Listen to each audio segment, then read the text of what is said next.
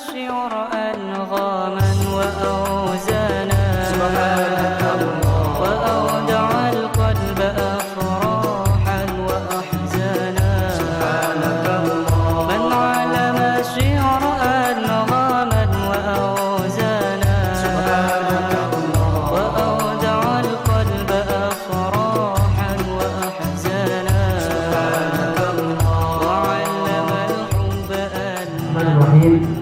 Assalamualaikum warahmatullahi wabarakatuh.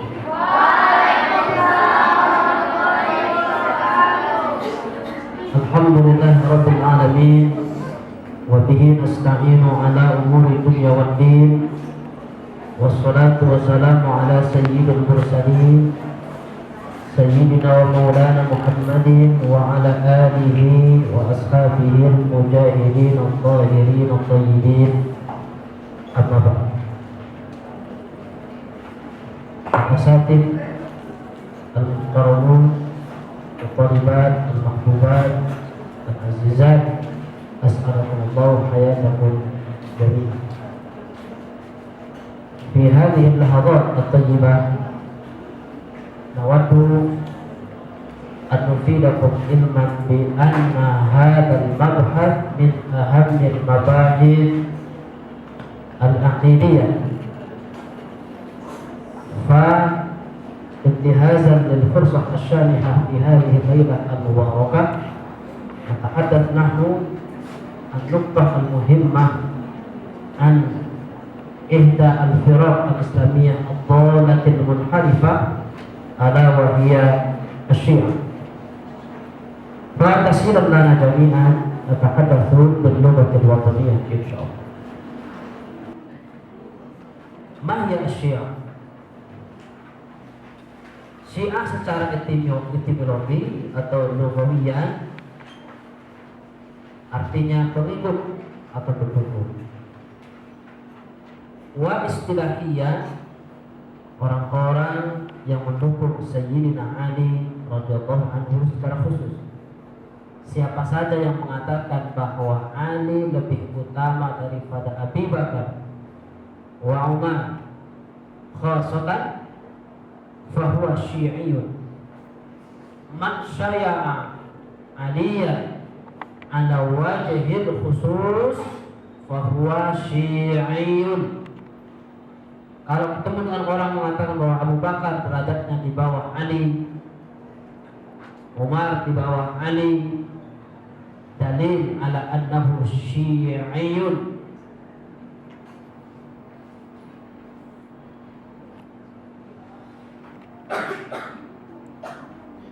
Di dalam buku perbandingan agama, Imam Asy-Syahrastani dalam kitabnya Al-Milal wan Nihal qala fi fasl sadis asy-Syi'ah alladziina syaya'u Aliyan radhiyallahu anhu 'ala al-khusus wa qalu bi imamatihi wa khilafatihi nassan wa wasiyatan. Jadi menurut mereka sebenarnya yang berhak menjadi khalifah setelah wafatnya Rasul sallallahu alaihi wasallam adalah Ali, bukan Abu Bakar Siddiq. Dan setelah Abu Bakar adalah Umar. Dua-duanya ini dianggap berhala Quraisy oleh orang-orang Syiah yang ghalat.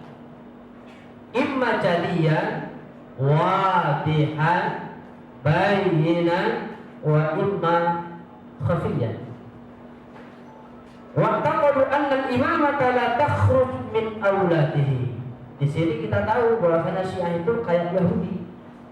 Yahudi mengatakan kerajaan kekuasaan tidak boleh keluar dari keturunan Daud. Syiah mengatakan tidak boleh keluar dari keturunan Ali bin Abi Thalib. Jadi orang Syiah itu biasa ketemu dengan orang Yahudi, orang Barat, bermesraan dengan ulama Yahudi itu biasa. Ini bukan hal yang aneh. Kapan lahir Syiah? Syiah sebagai sebuah pemikiran dan ideologi tidak lahir secara instan. Yang ada mie instan. akan tetapi lahir melalui proses waktu dan fase sejarah yang cukup panjang. Yang jelas Syiah belum ada di zaman Rasul. Namun harus diakui bahwa permulaan ideologi dan prinsip-prinsip mendasar ajaran Syiah dimulai oleh kaum Sabaiyah. Pendirinya Abdullah bin Sabah. Kemarin kita singgung dengan Ustaz Adiani. Bahwa di dalam kitab Tarikh Al-Islami hunaka mabhasun nuqatul mabhas yang mengatakan Abdullah bin Sabah inilah awal mula fitnah yang sangat besar di dalam tubuh umat Islam, terutama setelah terbunuhnya Khalifah Utsman bin Affan. Ya, siapa sih Abdullah bin Sabah? Ini dia. Aliran Syiah Sabaiyah adalah aliran yang mengkultuskan Sayyidina Ali dan didirikan oleh Abdullah bin Sabah, seorang Yahudi dari Yaman yang pura-pura masuk dalam agama Islam. Dialah yang mengatakan, sebenarnya setelah Rasulullah wafat bukan Abu Bakar cocok jadi pemimpin, Ali. Setelah itu wasi, Ali itu sebagai wasi. Apa wasi? Orang yang menerima wasiat langsung dari Rasulullah. Padahal itu tidak pernah ada.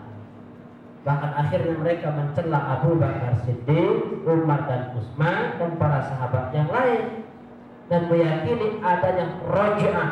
Arti raj'ah kembali, maksudnya sebelum hari kiamat nanti Ali akan datang lagi ke dunia, mirip seperti akan turunnya Nabi Isa alaihissalam, dan ini dusta, ini bohong. Bahasa Jermannya bohong. Apakah unsur ajaran Syiah? Dari mana mereka mengambil Syiah itu ajarannya? Pertama, Yahudi. Yang kedua, Majusi. Di mana Majusi menyebar? Majusi di mana menyebar? Iran. Iran di mana? Dekat titik kuning. Mana? Di Persia. Persia di mana? Ya di Iran sana. Mana tanda-tandanya? Ini tandanya Abdullah bin Sabah, Yahudi membawa ajaran nas. Maksud nas itu adalah Imam Ali sudah ada nas dalam Al-Quran dan Sunnah. Dialah yang menjadi khalifah setelah Rasulullah wafat. Wasiat Rasulullah berwasiat langsung, dan raj'ah akan kembali Ali bin Abi Thalib sebelum hari kiamat. Ada kemiripan antara Yahudi dengan Syiah. Unsur Majusi, Persia kalah oleh orang Arab. Siapa yang meruntuhkan Persia? Siapa? Orang Arab. Siapa yang memimpin? Siapa memimpin? Umar bin Khattab. Kalian para Islamnya ini harus belajar lagi. Siapa yang tidak tahu sejarah, dia akan dibohongi oleh mitos. Kapan pesantren berdiri ya? Kayaknya, nggak bisa kayaknya. Tahun ini Ustaz, pokoknya tahun 80-an lah. Tahun berapa? Pokoknya 80-an Ustaz. Nggak benar sebenarnya. Siapa mendirikan? Yang jelas bukan bapak saya Ustaz. Iya, siapa? Harus tahu. Sistem monarki hanya dikenal dalam budaya Persia, bukan budaya Arab. Kerajaan, kaisar-kaisar gitu, kerajaan. Pernikahan Husain bin Ali dengan putri Yazdajid, raja Persia, wajar saja ada unsur Persianya. Apa kata Imam Asy-Syafi'i? Kenapa disebut Syiah mirip Yahudi? Ini dia. Syiah itu mirip Yahudi, kata Imam Asy-Syafi'i. Syiah membenci Islam seperti Yahudi membenci Kristen. Syiah memeluk Islam bukan karena kesadaran dan takut kepada Allah, namun karena kebencian dan tujuan jahat terhadap Islam. Syiah telah dibakar oleh Ali bin Abi Thalib dengan api dan dideportasi ke berbagai daerah seperti Abdullah bin Sabah yang dideportasi ke Sabah dan Abdullah bin Sabah yang dideportasi ke Hazar. Hal itu terjadi karena kecintaan Syiah terhadap Ali sama dengan kecintaan Yahudi terhadap Nabi mereka. Berlebihan. Kata orang Arab, hubbuka syai'a yu'mi wa yusimmu. Terlalu cinta kepada sesuatu membuatmu tuli dan buta. Terlalu cinta. Namanya juga cinta, Ustaz. Baik kucing rasa coklat, Ustaz. Alah, makan pecinta. Gak usah berlebihan lah. Ketika Yahudi berkata kekuasaan hanya berada di tangan keluarga Daud, maka Syiah berkata kekuasaan hanya berada di tangan keluarga Ali. Sekarang saya tanya, kan keluarga Ali jumlahnya itu 11 ke bawah. Kata mereka, makanya disebut dengan Syiah Imamiyah. Kalau meyakini 12 imam. Sekarang sudah meninggal semua. Jadi udah nggak ada yang cocok aja jadi pemimpin kalau begitu. Kalau begitu saya membawa agama ini. Kalau menurut mereka yang bagus jadi pemimpin yang 12 ini udah meninggal semua. Kalau gitu hancurlah Islam. Emang orang itu aja yang paham Islam? Kan tidak. Artinya jangan berlebihan dan seterusnya. Kita lalui. Apa inti ajaran Syiah? Ini dia, kepemimpinan politik sebenarnya. Hampir semua ajaran Syiah dasarnya adalah imamah. Siapa yang layak jadi imam setelah Rasulullah meninggal dunia dan kembali kepada Allah Subhanahu wa taala. Ya, kita lihat rukun Islam antara Sunni dan Syiah. Kalian ini Sunni apa Syiah? Serius itu? Iya, apa itu? Ma huwa ahlus sunnah wal jamaah. Udah lupa Ustaz. Udah lupa karena sudah ujian. Dulu nggak tahu, sekarang lupa. Nanti kalian punya suami lupa aja ya. Ke pesta tarik suami orang. Apa? Lupa suami sendiri. Kalau kayak gitu mau dan ilmu apa yang dapat 6 tahun ini? Tengok perhatikan rukun Islam. Syahadatain, oke. Sholat, oke. Puasa, ya. Zakat, oke. Haji, oke. Ini keyakinan kita, Sunni. Sekarang lihat orang Syiah. Yang pertama, salat, oke, bolehlah. Puasa, oke lah. Zakat, oke. Haji, ya. Yang kelima, wilayah, kepemimpinan. Di sini kita berbeda. Berkelima, Sunni, masa kan gak hafal tulisan sendiri ya? Iman kepada Allah, iman ya, iman kepada Allah. Para malaikatnya, 7 lah itu. Kitab-kitabnya, oke. Para rasulnya, oke. Hari akhir, oke. Qadar dan qadar, ya. Sekarang kita lihat keyakinan Syiah.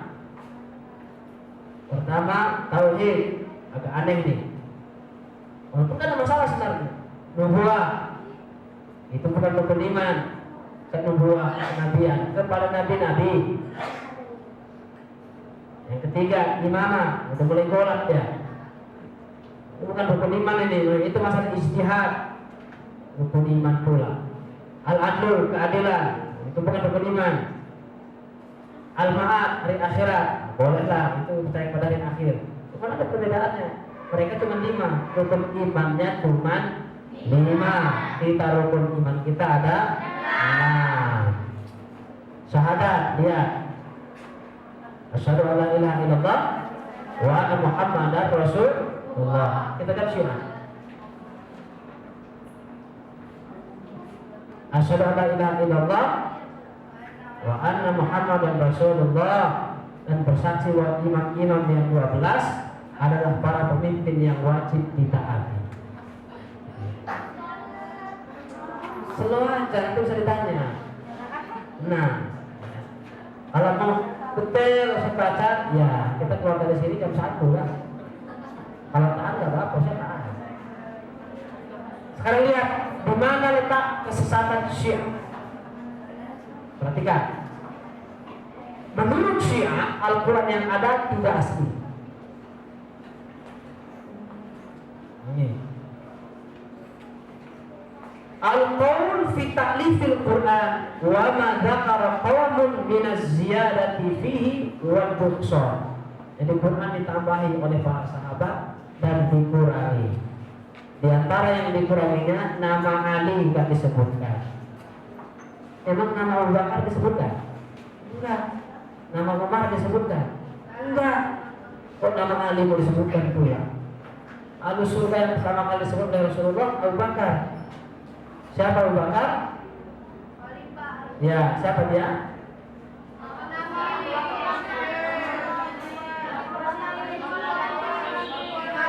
Sahabat dan mertua Nabi. Umar siapa Umar? Sahabat dan mertua Nabi. Umar mertua Rasul? Umar mertua Rasul? Hah? Umar mertua Rasul lah. Wah. Anak dia Hafsah bintu Umar dikawini sama Rasulullah. Masuk Syiah lah kamu semuanya ini. Aduh, dikawin mut'ah lah kamu nanti ya. Masya Allah. Nah.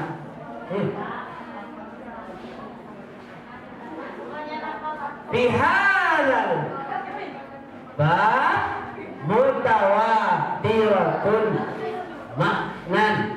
Jadi riwayat yang mengatakan Quran itu tidak asli, riwayatnya kata mereka mutawatir. Mutawatir kamu sudah tahu lah apa itu hadis mutawatir. Baru diujikan kok mustalahul hadis. Kalau enggak gas waktu kita itu. Nah, Quran juga menurut Syekh Al-Qurni juga tidak asli. Karena ada muqaddid. Ada yang tahu muqaddid itu apa? Maktuf. Minhu hurrifa. Ada yang sudah dirubah-rubah. Bahasa kerennya didistorsi. Jadi Quran yang aku pegang sekarang itu udah gak asli menurut suka orangnya aja lah. Apalagi ini lagi. Ada lagi, ini lagi. Al-Quran telah dipalsu atau dipalsukan. Bisa baca riwayatnya. Al-Thalis anna taslimata wa turiha anil wahyil ilahi wa qawlil kulli qad nazala bihi ruhul amin. Man ar-ruhul amin? Jibril. Walah. Yufti ila tarhib akhbar al-mustafidah balil mutawatirah ad-dalatu bisoriha. Jelas-jelas menunjukkan riwayat-riwayat itu ala wuku'i tahrif. Sudah ada yang dirubah-rubah, ditambahi, diedit Quran itu. Menurut orang Syiah, apa bukunya itu? Al-Adwar An-Nu'maniyah. Siapa mengarang? As-Sayyid Nikmatullah Al-Jazairi. Orang mana berarti ini?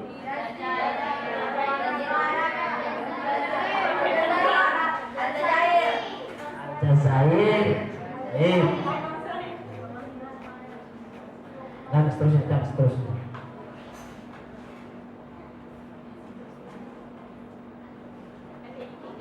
Ya, ini karangan siapa?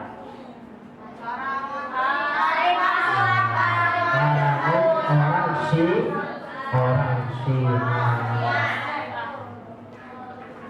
Kata dia Al-Quran yang ada sekarang palsu, tidak asli, terjadi pengurangan. Siapa yang mengurangi? Para sahabat. Siapa sahabat diantaranya? Abu Bakar, Umar, Utsman.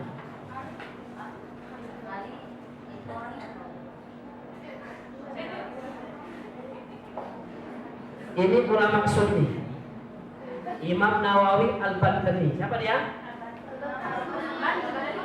Siapa? Oh ya, ulama Sunni. Di mana dia lahir? Oh, Banten. Banten. Apa nama daerahnya? Ini menandakan kalian lagi nggak connect. Ya, lebih connect Putra dari mana?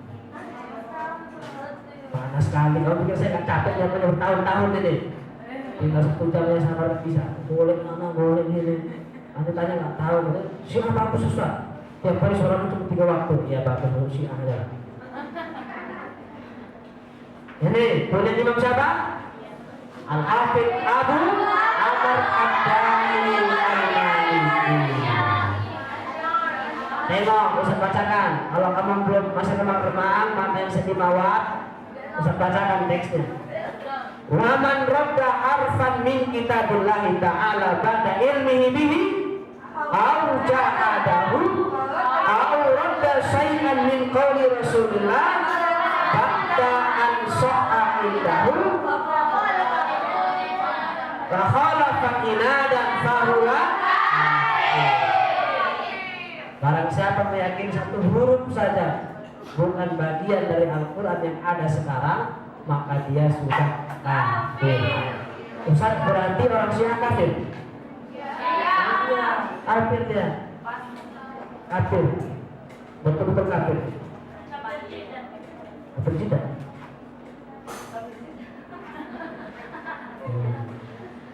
Orang Syiah punya kitab yang lain. Pertama namanya Sahifah. Kedua Al-Jafar. Ketiga Al-Jahmiyah. Dan 4 Mushaf Fatimah yang tebalnya 3 kali lipat Al-Quran. Menurut orang Syiah, suka-suka dia aja lah. Mau 7 kali lipat, mau 11 kali lipat Al-Quran, yang jelas itu semuanya tidak benar. Yang benar Al-Quran yang ada sekarang ini. Selain Al-Quran, walad.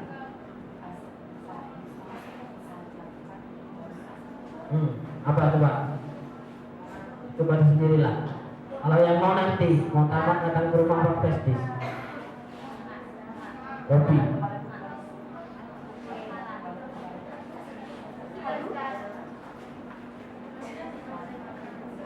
Ini Sahih Al-Bukhari. Ada Prestis? Ya, pas tamat nanti dibilang kok. Bukan sekarang. Kalau sekarang saya ambil Prestis saya pakai.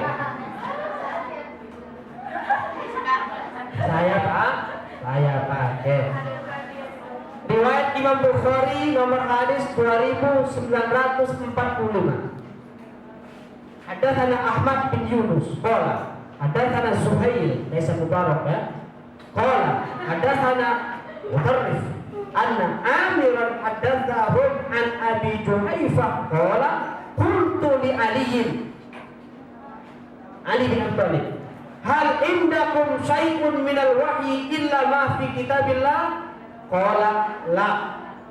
Walladhi falaqal habbata wa barra'an nasamata ma a'lamuhu illa fahmun yu'tihi Allahu rajulan fil Qur'an. Imam Ali yang Imam Syiah nomor wahid saja mengatakan tidak ada kitab suci selain Al-Quran. Datang orang Syiah ngaku pulang ada wahyu selain Al-Quran. Insya Allah nanti ketika saya tanya jawab ini buku ini yang mau berinfak 5.000 untuk MUI pusat, maka dia dapat satu buku ini. Infaknya 5.000 itu untuk MUI pusat. Karena buku ini tidak diperjualbelikan. Ya, MUI dengarkan dulu. MUI hanya meminta kita berinfak satu buku 5.000 rupiah. Ini nggak ada dijual, memang ini nggak diperjualbelikan. Infak itu adalah ongkos cetak. Di sini kalau kalian kuasai yang ini, sudah bisa lah berdebat dengan orang Syiah.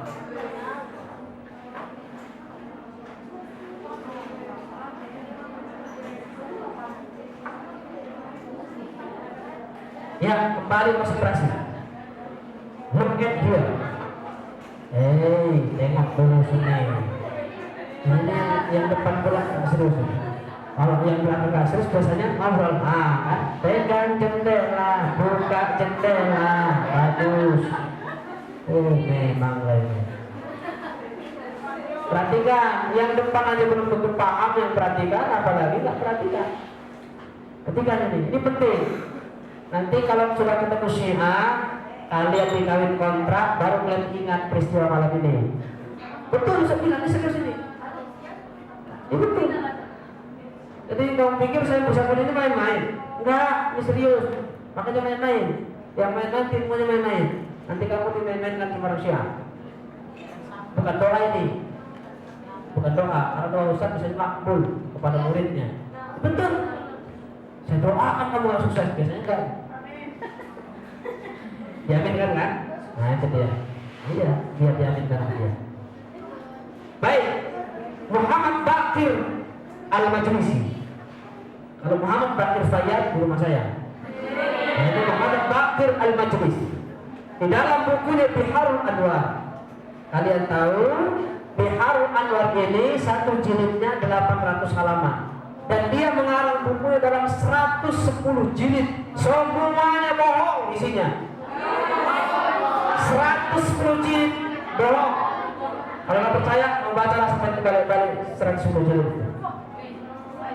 Maka sekarang saya kutipkan aja. Kata dia, Allah mengabulkan doa para nabi karena bertawassul dengan para imam Syiah. Enak aja. Jadi nabi-nabi termasuk Nabi Adam, kalau doanya mau dikabulkan oleh Allah, harus bertawassul dulu kepada imam mereka. Emang imam mereka itu duluan lahir nabi atau imam mereka? Nabi. Ya, Ustaz bacakan nomor 7. Bil isnadi ila sulul an Naqqash an Abi Uqdah an Ali bin Hasan bin Faddal an abihi an Ridha alaihi salam. Ini membedakan kita dengan mereka. Imam-imam mereka itu selalu diakhiri namanya dengan alaihi salam. Kalau kita enggak, Abu Bakar Siddiq radhiyallahu anhu, Umar bin Khattab radhiyallahu anhu, Ali bin Abi Thalib radhiyallahu anhu, Utsman, Aisyah, Fatimah. Dan setiap kamu baca buku qala Imam Hada alaihi salam, buku itu milik Syiah. Jadi apa kata dia? Qala lamma asrafa Nuhun alaihi salam alal gharq da'allahu bihaqqina. Jawab lagi. Ketika Nabi Nuh hampir tenggelam, mereka berdoa atas nama kami, nama imam. Ini bangsat betul Syiah ini. Jadi kita kalau mau tenggelam, Nabi Nuh aja nih. Nabi Nuh kapan lahir, imam Syiah kapan muncul? Apa itu? Nabi Nuh jauh sebelum Syiah ada. Bilang sama orang Syiah kayak gitu. Nabi Nuh kapan, Syiah kapan? Jadi karena dia itu kalau tenggelam, dia berdoa tapi menyebut atas nama imam Syiah. Pada Allah anhul gharq, akhirnya dijauhkan oleh Allah air bah yang bisa menenggelamkan dia. Walamma rumiya Ibrahim finnar, ketika Nabi Ibrahim dicampakkan ke dalam api, da'allahu bihaqqina. Dia juga berdoa, ya Allah demi imam-imam Syiah, selamatkanlah aku dari api ini. Kapan Ibrahim lahir, kapan Syiah lahir? Apalah. Baca Allah benar alaihi bardan wa salaman. Maka karena nama kami disebut, hak kami disampaikan kepada Allah. Kata orang Syiah ini, si Biharul Anwar ini, karena Muhammad Baqir Al-Majlisi, akhirnya api ini. Padahal bunyi ayat Allah nggak begitu kan? Ya naru kuni bardan wa salaman ala Ibrahim. Bukan karena imam Syiah. Itu menurut Syiah. Imam mereka lebih tinggi daripada para nabi. Ya Allah, ya Rabbi, betapa sesatnya kawan ini. Bahasa Padangnya? Saseknya Syiah. Annahum a'lam minal anbiya, hum a'lam minal anbiya. Imam Ali sampai Imam Mahdi al-Muntadhar itu dianggap lebih berilmu daripada para nabi. Ini kesesatan yang nyata, dusta betul.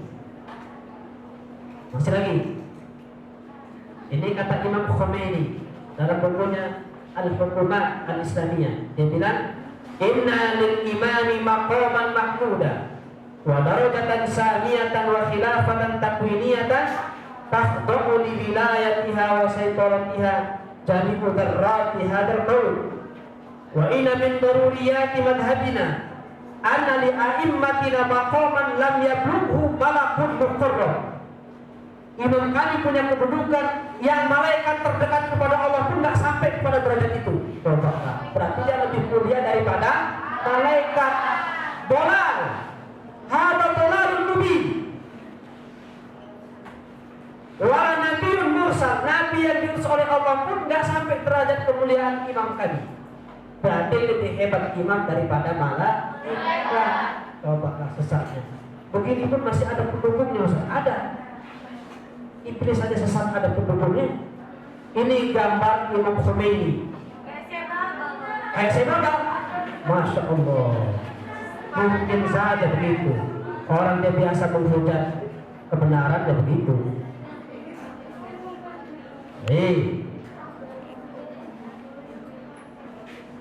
Para rasul hamba Allah terbaik. Siapa yang bilang? Ulama sunni. Dalam bukunya Kasifatus Saja dia bilang warabi'uha, kata Sayyidina Al-Battani, an-tu'mina bi rusulihi. Jadi rukun imam yang keempat, hendaklah engkau beriman kepada rasul-rasul Allah. Wa hum afdhalul ibadillah. Man afdhalul ibadillah? Al-anbiya. Yang muap-muap tutup mulutnya. Kata Rasul begitu kan? Karena dia masuk setan. Ya, ruqyah, tahu soal ruqyah. Kalian bisa ruqyah diri sendiri.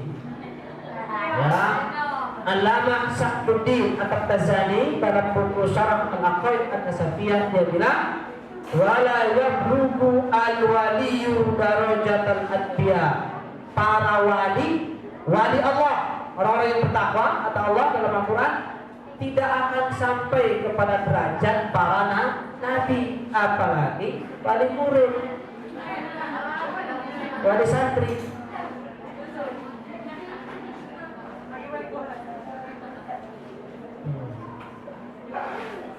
Lewati. Ini yang kenal dengan Jalaluddin Rahmat. Dia bilang, ini cerita tentang anak Rasul. Yang pertama kata dia, Ruqayyah dan Ummu Kulsum tidak pernah ada. Jadi keduanya merupakan tokoh fiktif yang dimunculkan oleh sejarah. Kedua kata dia, mereka ada, tapi bukan Ruqayyah, Ummu Kulsum dan Zainab putri-putri Rasulullah, melainkan nama-nama lain yang dikacaukan oleh ahli tarikh. Dia kutip ini katanya dari buku Kutub Al-Ansab, yaitu kitab tentang keturunan dan nasab orang-orang Quraisy yang disusun oleh Mas'ab Az-Zubairi dalam halaman 157 dan 158. Coba kita lihat apa sih kata Mas'ab Az-Zubairi dalam bukunya Kitab Nasab Quraisy. Lihat di atas, fawalada Rasulullah sallallahu alaihi wasallam al-Qasim. Jadi anak pertama Rasulullah al-Qasim. Jangan sombong, nama Ustaz nggak ada alif lamnya. Qasim, ini al-Qasim. Benar dong?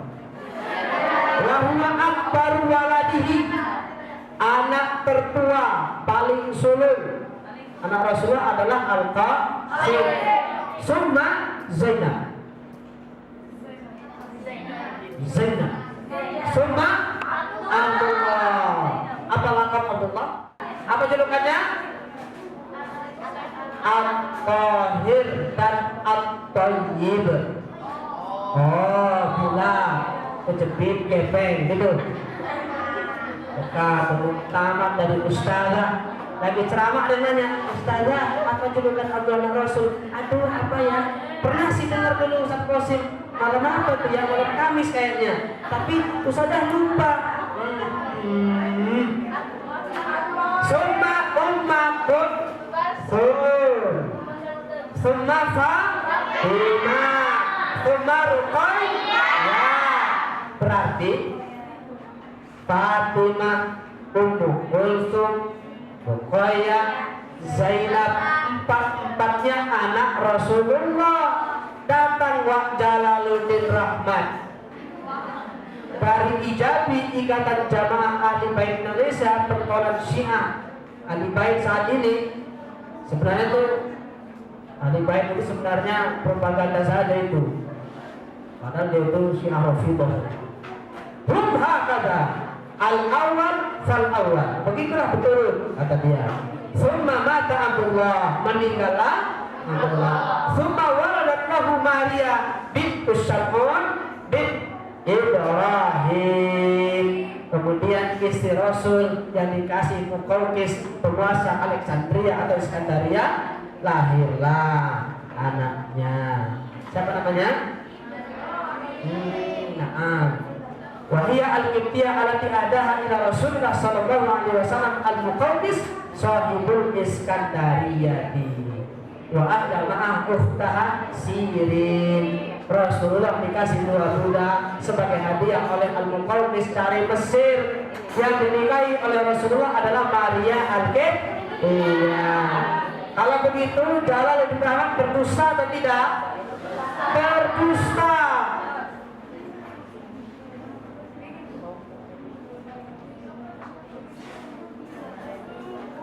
Ini kata imam mereka Muhammad bin Yaqub al-Kulaini dalam bukunya Usulul Kafi. Jangan lupa Al-Kafi ini sederajat dengan Sahih Bukhari menurut Syiah. Menurut Syiah, pokoknya ahli bait selain Syiah kafir. Jadi kalian ini kafir, kita ini kafir. Iya, soal-soal tadi enak. Makanya kalau ketemu nanti di Sudako belum bukan aja. Ya tahu nih. Para sahabat menurut Syiah, lihat siapa orang mulia setelah Rasulullah?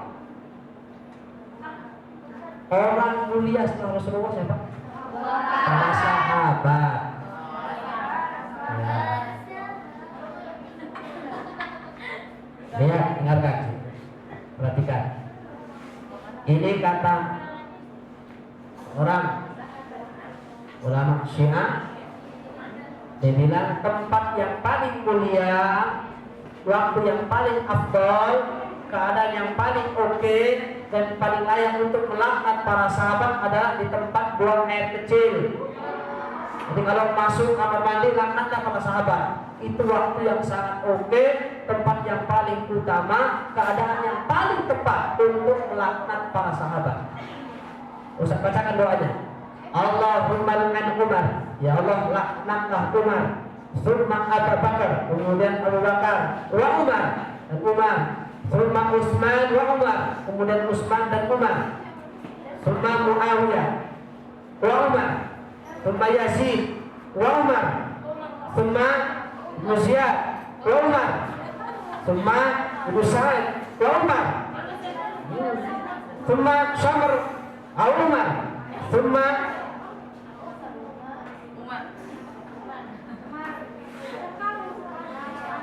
ya. Kenapa Umar paling main di sini? Karena Umarlah yang mengalahkan Persia. Kan kata Rasulullah, nanti yang pertama kali jatuh ke tangan umat Islam itu adalah Persia. Baru setelah Persia baru Romawi. Nakku ke sejarah. Ya Allah, astagfirullahaladzim. La ilaha illallah wal hayyul qayyum. Astagfirullahaladzim. Ini kata Ni'matullah Al-Ghazali dalam bukunya Al-Anwar An-Nu'maniyah. Kata dia, Abu Bakar dan Umar sampai akhir hayatnya, sampai meninggal tidak pernah beriman kepada Rasul. Ya Allah, ya Rabbi, teganya fitnah mertua sekaligus sahabat Rasulullah. Ya Allah, dikiranya hebat kali lawak nikmatullah ini. Nikmatullah ada zakiri. Gimana gak sesat orang itu? Ini yang Rawatul Al-Kafi. Jadi Al-Kafi itu dibagi 3. Pertama Usulul Kafi, yang kedua Furu' min Al-Kafi, kemudian Rawatul Kafi atau Rawdah min Al-Kafi. Di dalam riwayat yang ke-341 dia bilang begini, Hanan an Abihi an Abi Ja'far, Ain itu tandanya singkatan dari alaihissalam. Qala kana nasu ahla riddatin ba'da Nabi sallallahu alaihi wasallam. Semua manusia setelah Rasulullah wafat murtad illa salasa, kecuali 3 orang. Fakultu, wa man salasa? Siapa 3 orang itu? Kata dia, faqala al-Miqdad bin al-Aswad, Abu Dzar al-Ghifari, wa Salman al-Farisi, rahmatullah wa barakatuh. Kira-kira orang Yahudi bagus nggak? Ganteng nggak? Nggak bisa bedakan mana ganteng mana bagus. Nah, itu fitnah. Adakah perbedaan antara Syiah dan Yahudi? Ada. Nah, sekarang ini khusus untuk kalian yang perempuan, nikah atau kawin kontrak boleh seminggu, boleh sebulan, nggak perlu wali, nggak perlu saksi. Ini di dalam bukunya Tahrirul Wasilah karangan Ayatullah Khomeini. Cantik ketemu orang Syiah, ganteng, tinggi, kulit kuning langsat, rambut belah tengah. Ya. Semuanya sebutkanlah.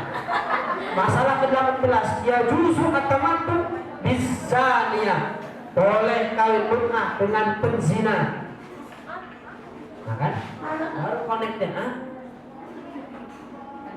Jadi mereka itu gak sembarangan. Ini serius ini masalah ini. Jadi suka-suka dia aja ini. Nikah dengan penzina pun boleh. Kan?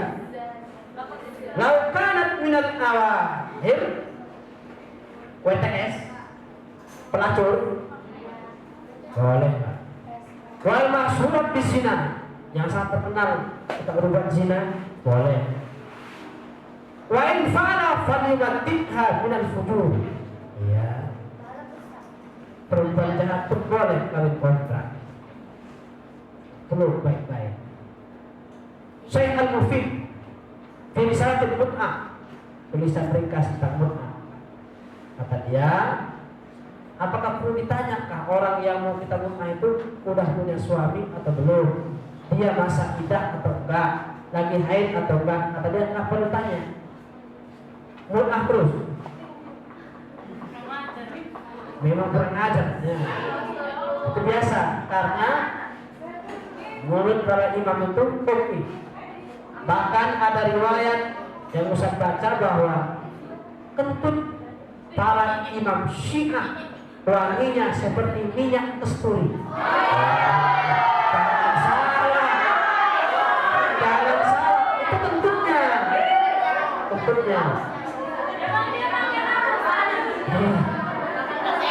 Nah, kenapa? Makan martabak si kapten itu. Jadi keluar seperti mungkin ya, bawang merah, bawang putih. Ya, masalah ke-11 masih dalam kitab nikah, dalam Tahrirul Wasilah punya Ayatullah. Itu kasih nama pun apa aneh-aneh. Ayatullah, Ruhullah. Nama dulu kali ulama-ulama Syiah itu Ayatullah. Masalah ke-11 kata dia, al-masyhurul aqwa, pendapat yang paling masyhur, yang paling kuat. Dengarkan, Ustaz bacakan ini jelas. Jawazu wad'iz zaujah buburan, istri boleh digauli kuburnya. Ini terus kalian harus tahu. Ini perempuan, calon alumni. Jadi jangan karena tadi ganteng kayak itu punya sedan, walaupun cuma klaksonnya, mau aja. Wa amma sa'irul istimta'at. Ya pokoknya bercumbu-cumbu, bernikmat-nikmat dengan perempuan, model apapun, bentuknya seperti apa, seperti kalams menyentuh perempuan, bisyahwatin, wa darmu memeluknya, wa tahfi gesek-gesekkan paha, fala ba'sa biha hatta fi radi'ah, meskipun anak itu masih menyusui boleh digesek-gesekkan paha. Kurang ajar dulu dia. Memang kurang ajar. Makanya jangan percaya kepada Syiah. Syiah itu sesat, bahkan kafir. Yang mengatakan Quran palsu, tidak asli, itu sesat. Apakah homoseks juga diajarkan Syiah? Iya. Syiah melawan. Dengarkan ini serius. Abu Ja'far At-Tusi, ulama Syiah, dalam kitab Tahdhibul Ahkam. Tahdhibul Ahkam ini salah satu dari 4 rujukan utama Syiah. Yang pertama Al-Kafi, Man la yaqbuluhul faqih, kemudian Al-Istibsar, sama Tahdhibul Ahkam. Ini di juz ke-7. Dia bilang gini, idza atar rajulu al-mar'ata fid dubur wa hiya sha'imatun lam yanqud shawmuha wa laysa 'alaiha ghusl. Kalau ada seorang suami mendatangi istri dari duburnya, maka puasanya tidak batal dan tidak wajib mandi junub. Cocoknya orang kayak gini nih, masukkan ke dalam konak, suruh mandi pakai comberan baru cocok.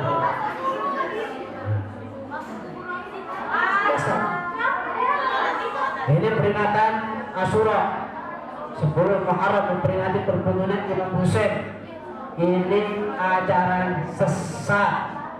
Kenapa ajaran sesat? Saya sering bilang sama orang-orang yang suka mendukung Syiah ini, kalaulah ajaran melukai diri, tubuh, pakai silet, pakai parang, pakai pisau, pakai sabit setiap tanggal 10 Muharram, kenapa orang yang cen saja disuruh?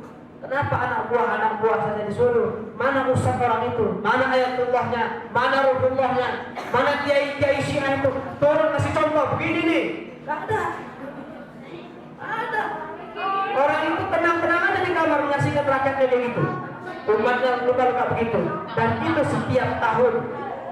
Karena orang Syiah punya syiar, setiap tempat adalah Karbala dan setiap hari adalah Asyura. Bayangkan itu motor.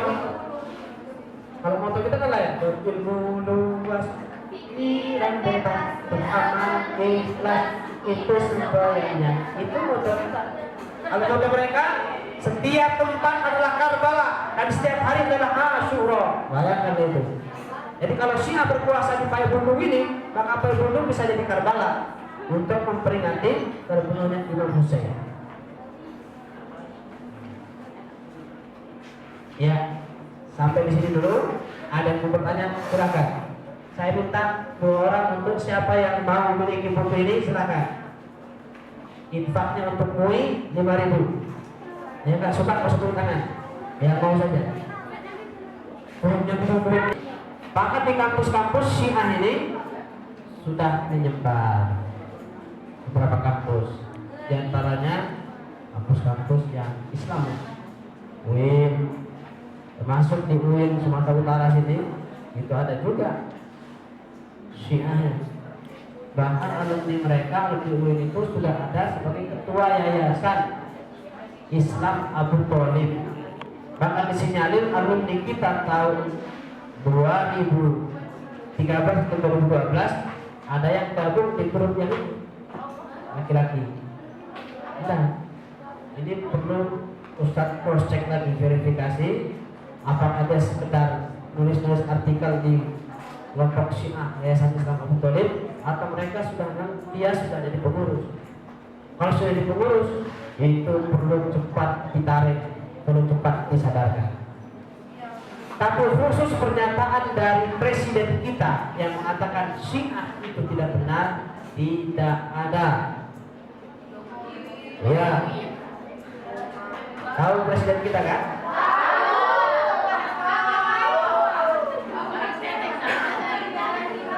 Ya, karena disinyalir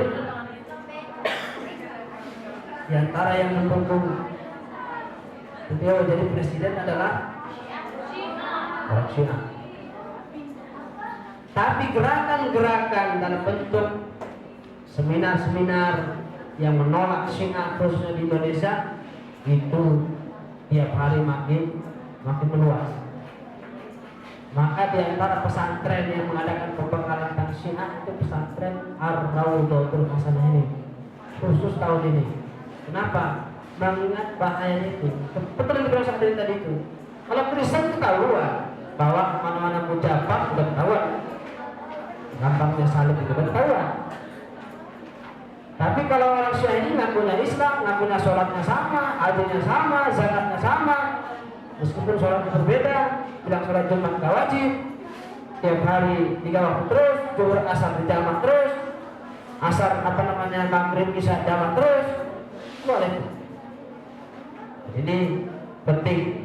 Jadi tanggapan pemerintah secara resmi dari presiden atau minimal jubirnya lah mengatakan Syiah itu tidak boleh hidup di Indonesia karena kita mayoritas Sunni, itu gak ada. Tapi kalau di Iran betul, tidak boleh ada mazhab lain yang menjadi mazhab negara kecuali mazhab agama Syiah. Dibatasi lagi Syiah Imamiyah Isna Asyariyah, Syiah yang imam 12. Biasanya itu Syiah Imamiyah Isna Asyariyah Ja'fariyah, artinya disebutkan pada Ja'far Shadiq, Muhammad Ja'far Shadiq, menurut mereka itu. Kemudian tentang nikah mut'ah, betul, Rasulullah pernah membolehkan nikah mut'ah, tapi sementara tidak selama-lamanya, termasuk di perang Khaybar. Kemudian diharamkan oleh beliau. Diharamkan lagi pengharaman yang kedua, itulah pengharaman litakbir untuk selamanya. Dan ketika pada masa khilafah Umar bin Khattab, dia menegaskan kembali pengharaman nikah mut'ah seperti yang diharapkan oleh Rasul Shallallahu Alaihi Wasallam. Diharamtuha mut'ah ila yaumil qiyamah kama haramaha Rasul Shallallahu Alaihi Wasallam. Atau kama qala Rasulullah Shallallahu Alaihi Wasallam.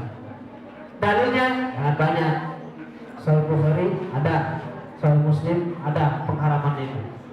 Bahkan pada tahun 2010 majalah Tabligh khusus memuat satu edisi itu tentang Syiah dan di ujungnya membahas tentang nikah mut'ah.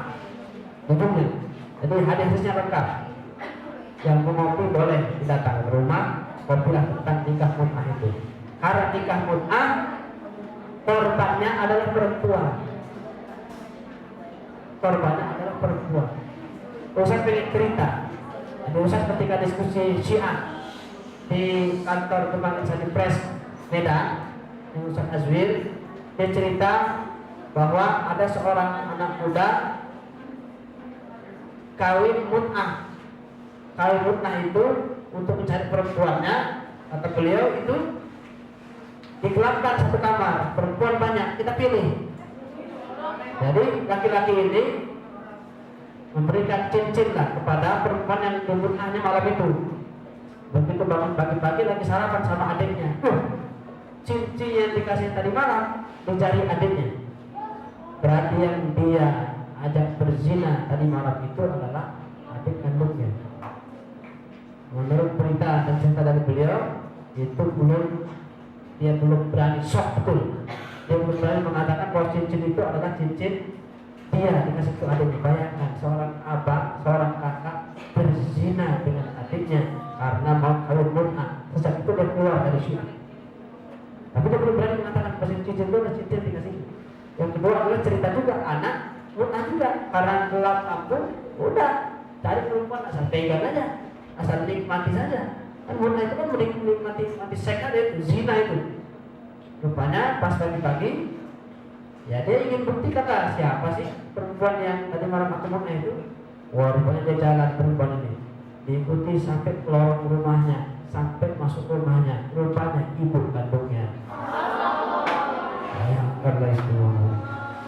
Karena itu dia keluar dari syirik.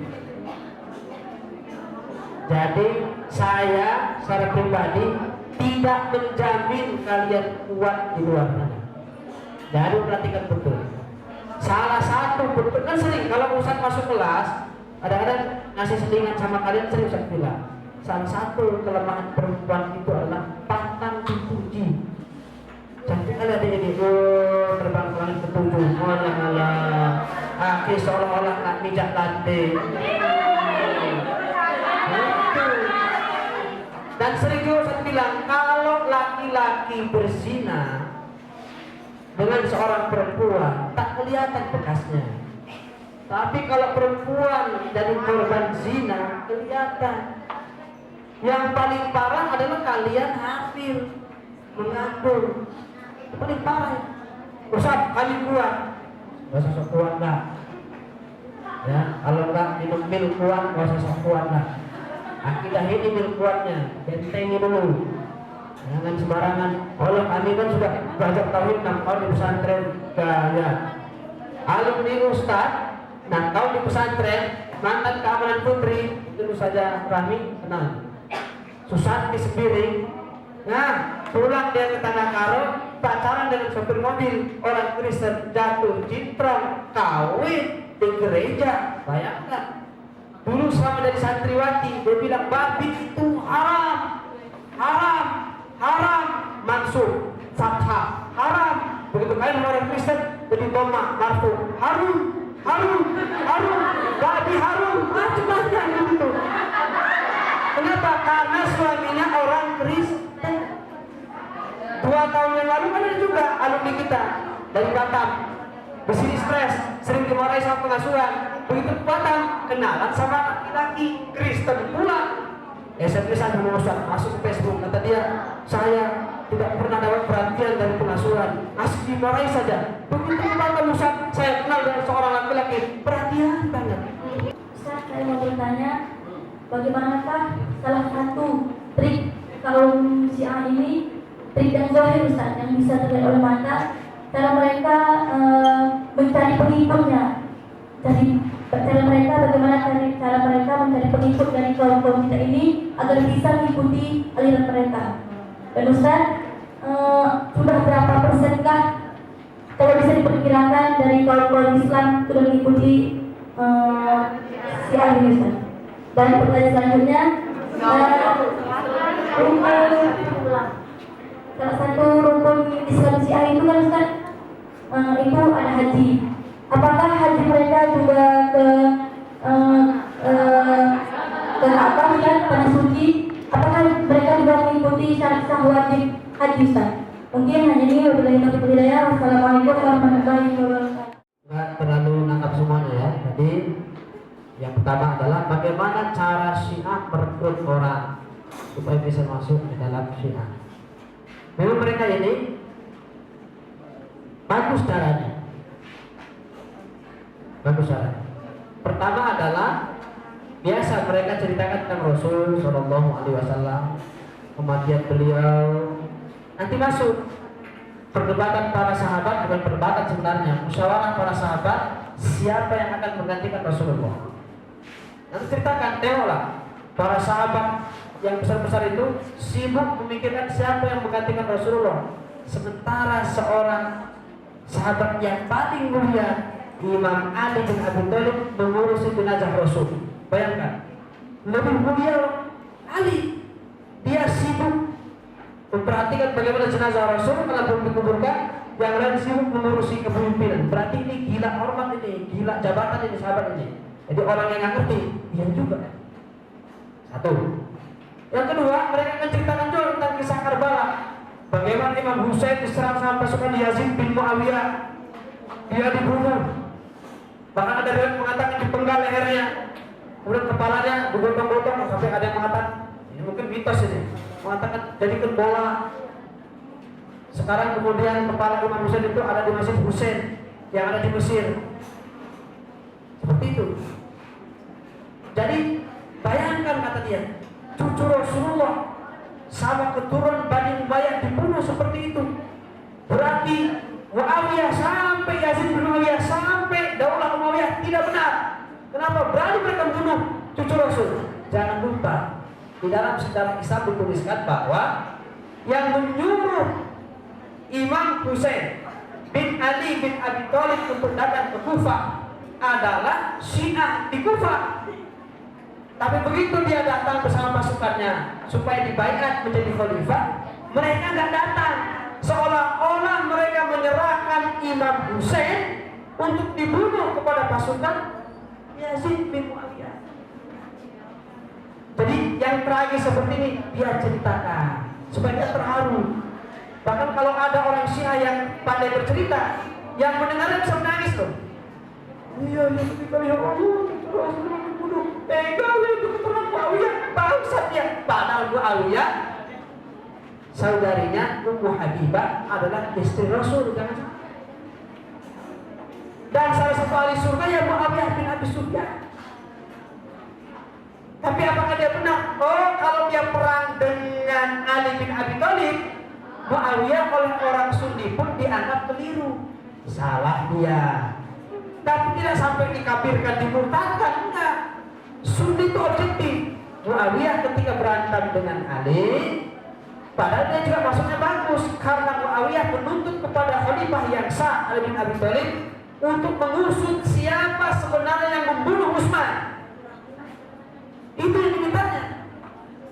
Ada lemparan beliau kayak ini, lamban lah kira-kira begitu. Udah dia mau mengambil kekuasaan depan. Di sini kata Imam Sunni Imam Juwaini, Imam Abdul Hasan Al Asy'ari mengatakan di sini dia salah. Bahasanya karena Muawiyah mukhti'an, salah, bukan berdosa, salah, ijtihadnya keliru. Sama dengan perang Siffin, Jamal, bahkan Imam Ali bin Thalib berperang dengan mertuanya sendiri, siapa? Aisyah radhiyallahu anha. Berdosa. Kita tidak bisa katakan mereka berdosa, mereka beristihad masing-masing. Karena mereka adalah orang-orang mulia. Tapi diceritakanlah kisah yang seperti itu, seolah-olah terzalimi Imam Ali bin Abi Thalib, sehingga dia itu layaklah sebagai orang yang terzalimi. Padahal dia adalah menantu Rasulullah Sallallahu Alaihi Wasallam. Begini cara merekrutnya. Di samping tadi itu nikah mut'ah. Bagi laki-laki yang suka gonta-ganti cewek, cocok kayak ini. Ayo kita beramai-ramai. Yadkhuluna fi dini Syiah afwaja. Berbondong-bondong dia masuk ke dalam agama Syiah ini. Kenapa? Ada nikah mut'ah, nikah kontrak. Nah, sekarang itu adalah jualan Syiah ya, nikah kontrak itu. Hati-hati. Itu caranya. Kemudian yang kedua apa Baitullah? Haji berapa persen? Kalau di fungsikan pusat dia dulu ya. Ini ada peta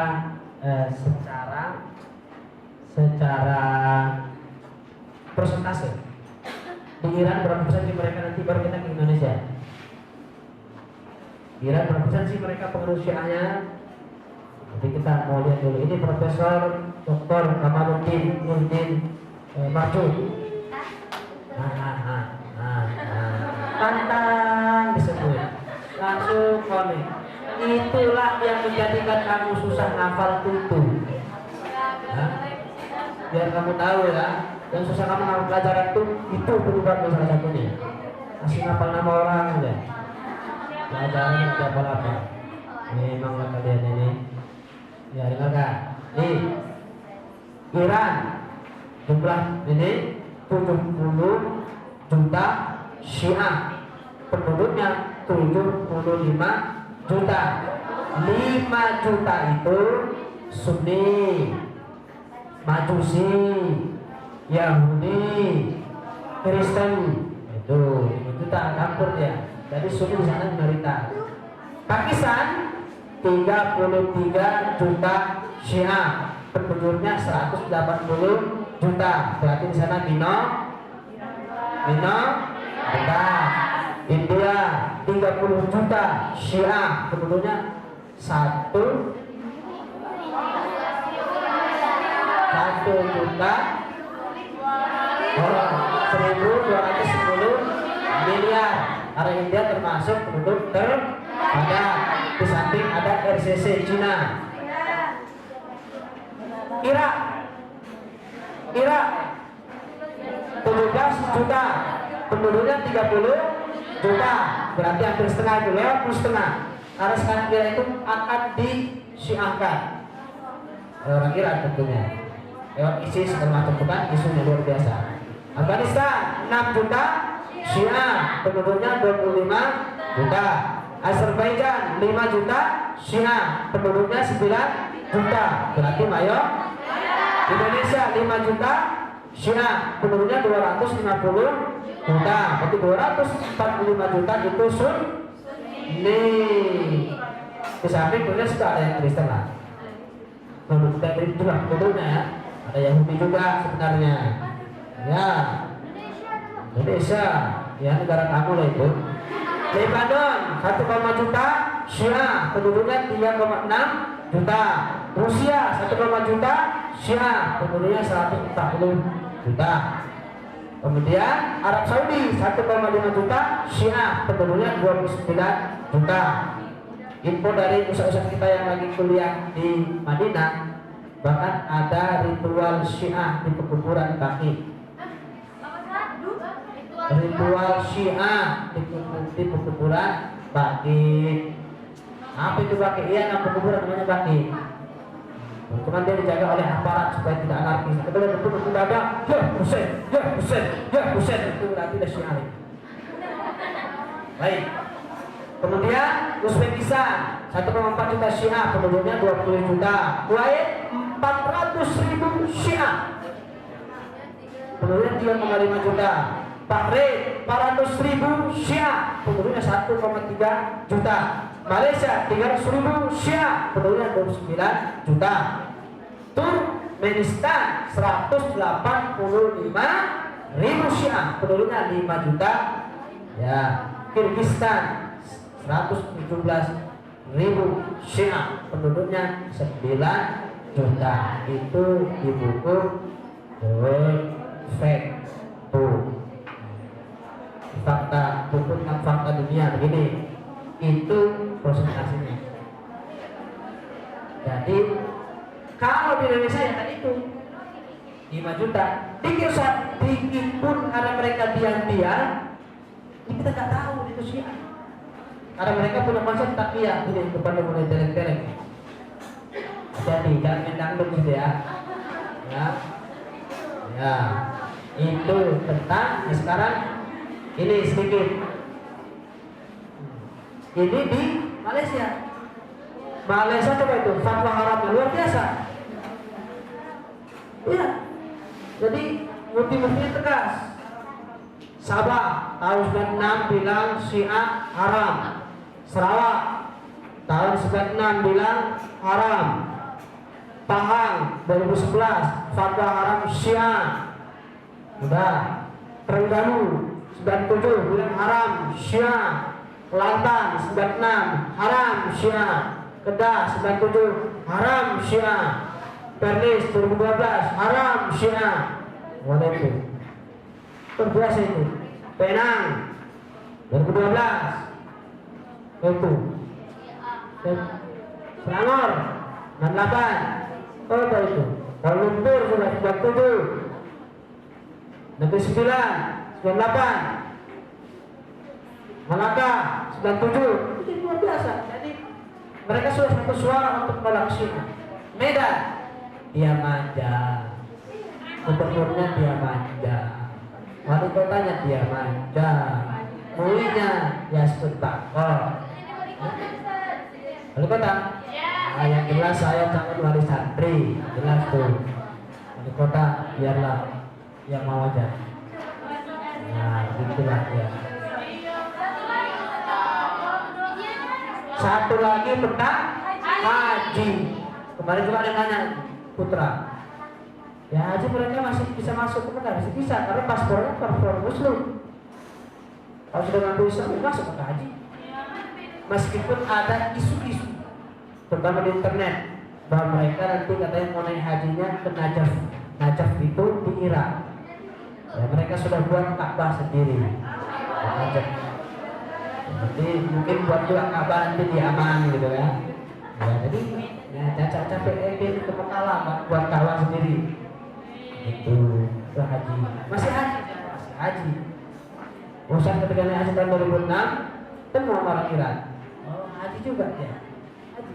Tapi biasanya kalau sudah ziarah ke makam Rasul, dia nggak ziarah ke makam Abu Bakar dan Umar, langsung tinggalkan. Kenapa? Karena menurut mereka itu sonama Quraisy, dua berhala Quraisy.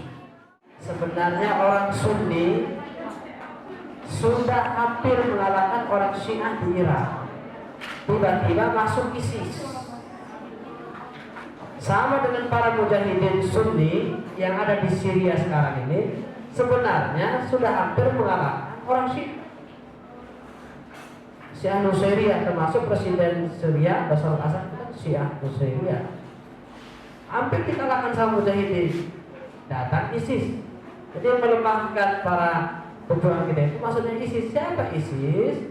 Kata dia kan Islamic State of Iraq and Syria or Sham. Ya kan? Negara Islam di Irak dan di Syria. Betul kan negara Islam? Enggak, itu bohong.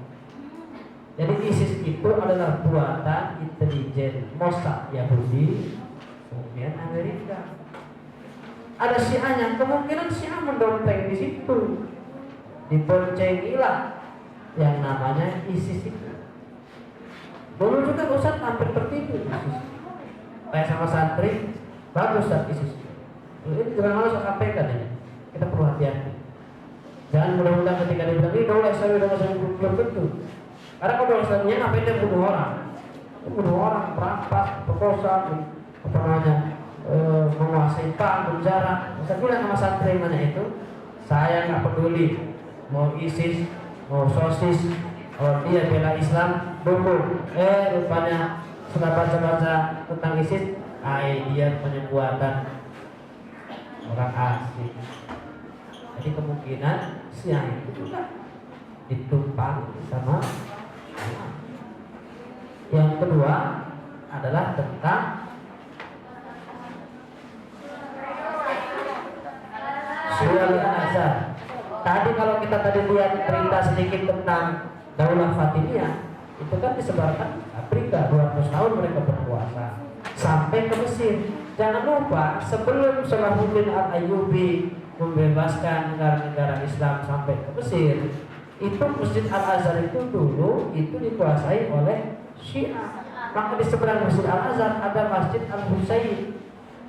Juga kalau 10 Asyura, 10 Muharram itu masih ada keliling-keliling di situ.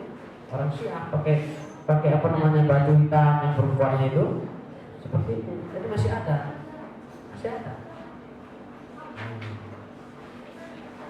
Di Mesir masih ada orang Syiah sampai sekarang. Ya mereka juga tak rela lah orang Sunni menguasai masjid yang jadi universitas yang dulu itu mereka yang membangunnya, istilahnya begitu. Datang Salahuddin Al-Ayyubi disunnikan lah, tidak Sunni. Sampai sekarang mayoritas di Mesir adalah Sunni. Yang lain tadi yang pertanyaannya? Puasa Asyura. Puasa Asyura itu adalah puasa tanggal 10 Muharram. Apa hukumnya? Dulu wajib. Kapan diwajibkan puasa Asyura? Pada tahun 2 Hijrah. Saya meninggal. Masya Allah. Gantian masuk ke depan jinnya. Siapa itu? Masya Allah. Wah, nampak ya? Usah tenang. Tapi di kalian bisa ngantuk. Surah. Alah, pikir Ustaz tidur. Kalau Ustaz tidur sini gak ada ceramah kayak gini. Kadang-kadang itu. Mungkin malu konsul. Baik. Jadi yang tadi itu Mas Asyura itu, nah ketika datang perintah puasa Ramadan di tahun yang sama tahun 2 Hijrah itu, maka puasa Asyura pada tanggal 10 Muharram itu menjadi sunnah yang wajib puasa Ramadan. Tapi orang Syiah tidak mau puasa Asyura karena menurut mereka itu adalah acara senang-senang. Masa hari di mana cucu Rasul dibunuh, meninggal, kalian senang-senang pula puasa Asyura? Salah. Puasa Asyura itu diwajibkan diturunkan perintahnya pada tahun 2 Hijrah, sementara Imam Husain meninggal di Karbala pada tahun 61 Hijrah. Itu jauh sekali, 59 tahun jaraknya. Jadi suka kali orang saya itu buat bongak-bongak, nggak usah percaya. Itu dia. Ya, itulah dia. Yang lain silakan kalau masih ada, jika tidak kita cukupkan sebentar. لم الشعر أنغام